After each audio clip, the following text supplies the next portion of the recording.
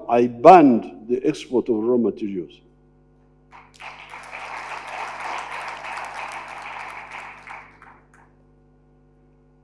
Some people have been wishing me all sorts of bad luck because of that, but I stood my ground. No export of raw material, of unprocessed raw materials.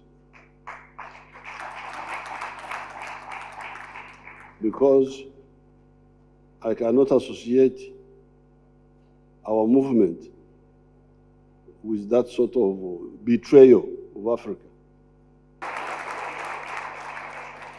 No export of mineral ore will take place as long as I'm in charge of that country.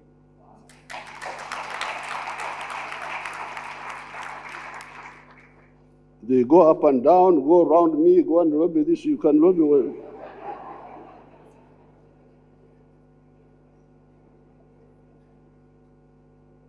There is something called uranium. Somebody came, they want to take uranium to Canada. Canada. But I know what uranium is for. Uranium is more than firewood. In the past, we were burning logs for firewood. But now, uranium is used to generate electric power through nuclear. So how would I sell my uranium to Canada? I give them my firewood to Canada, and there's no fire in my own house. What sort of cleverness is that? I said no uranium will ever be exported from Uganda. We are going to build our own nuclear power stations. That's where it will be used.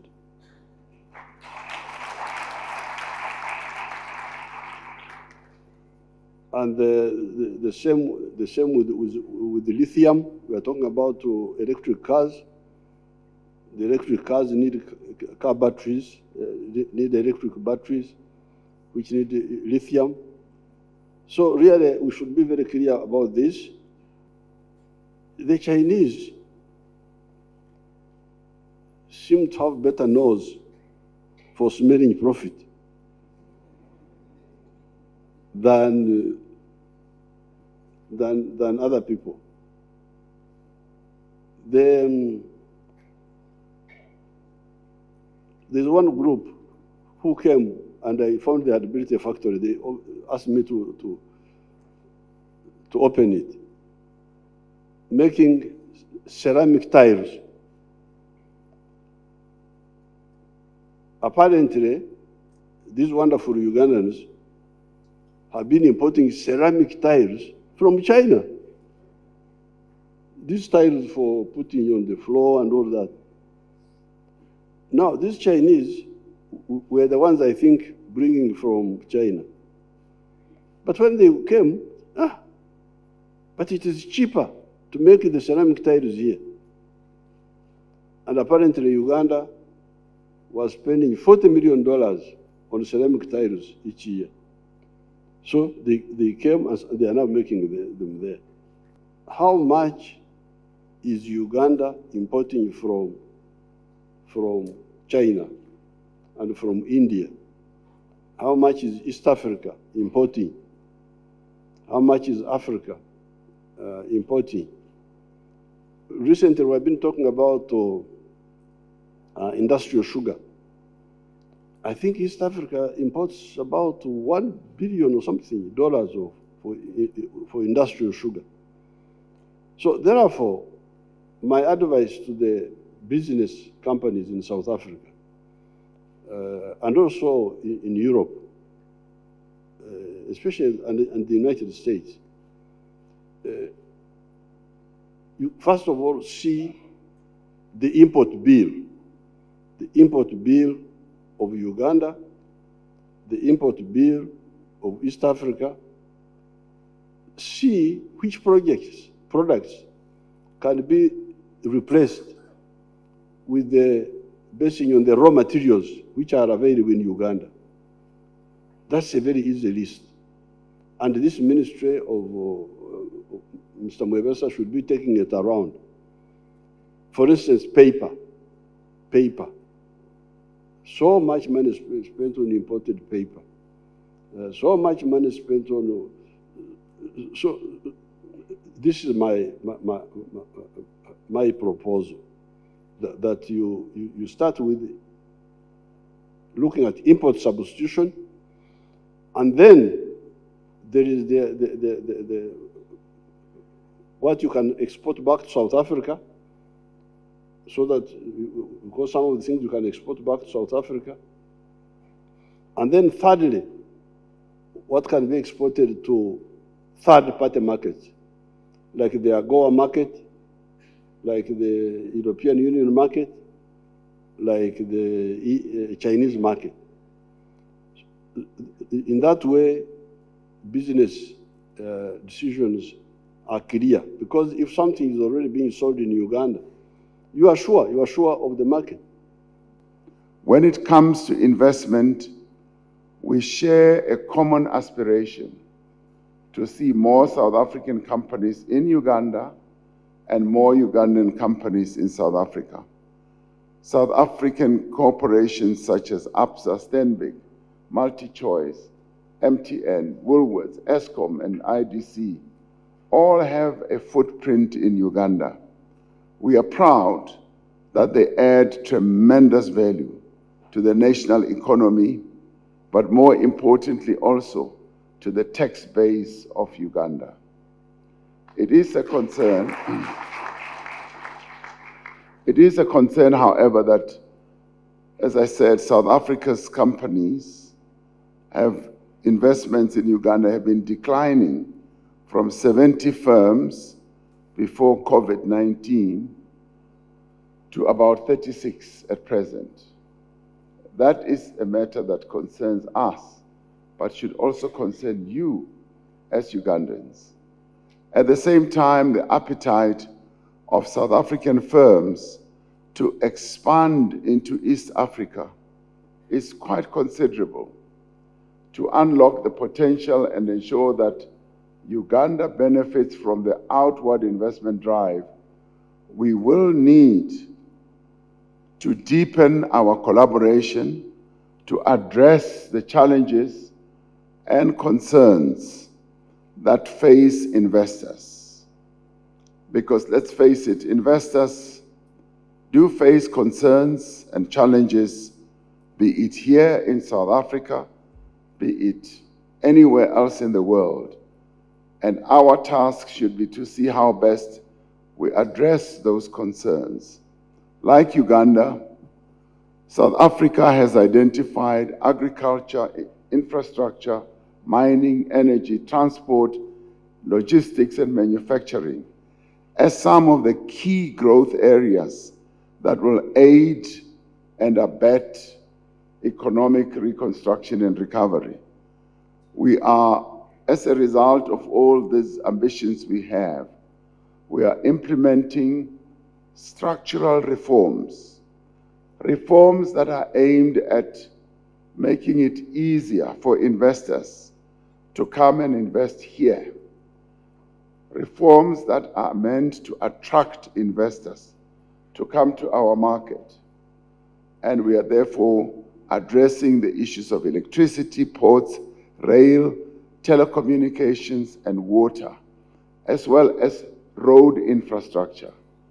We are working to improve the business operating environment, including the setting up of what we call a red tape reduction team in the presidency to coordinate all efforts to remove the many bureaucratic hurdles that we in government are fond of creating and setting up.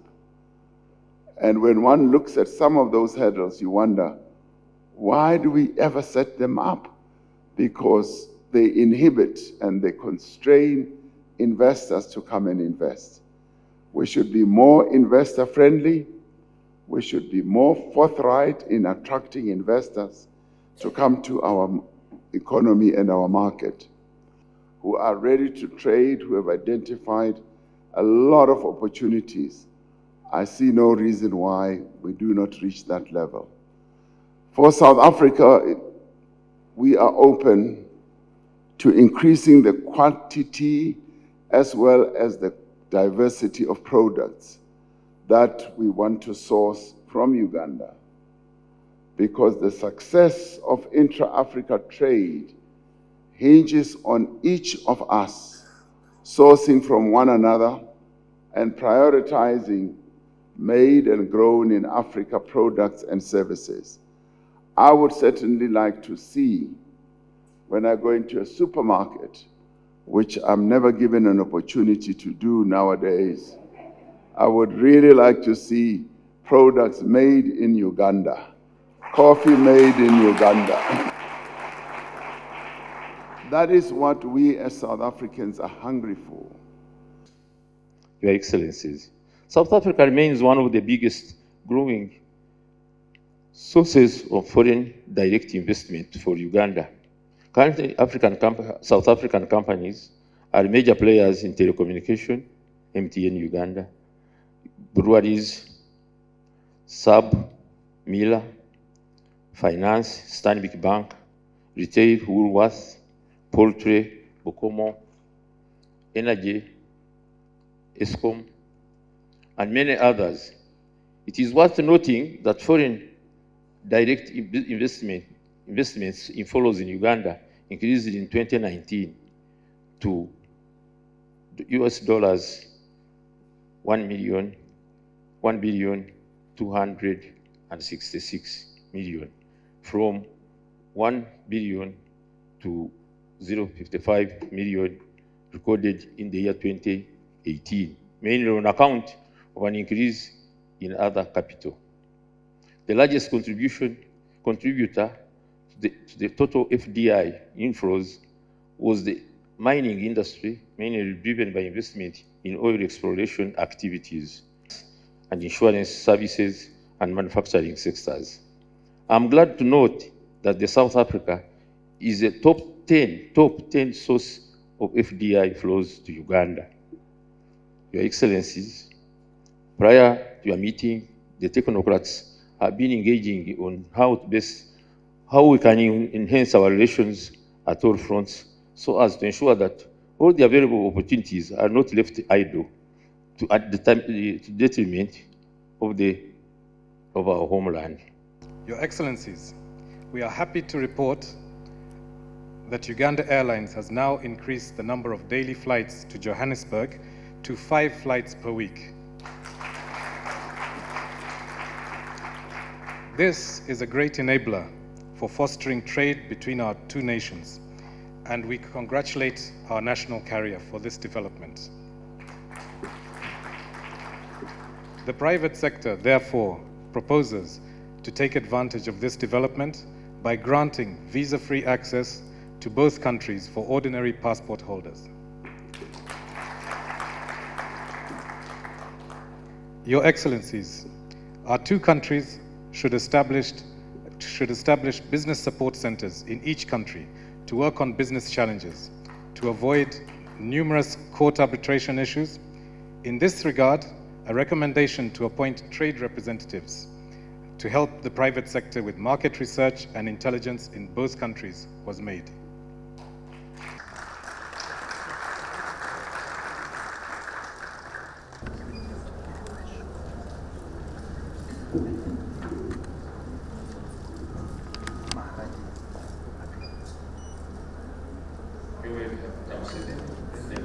The diversity of our food and our drink. In welcoming His Excellency President Museveni talks. And President Museveni took us to focus it. And in the course of that remarks, as President Ramaphosa indicated, it's 55 years as President Museveni paid members compulsory education to educate the African child. And it's about the great products of Uganda that we all need to be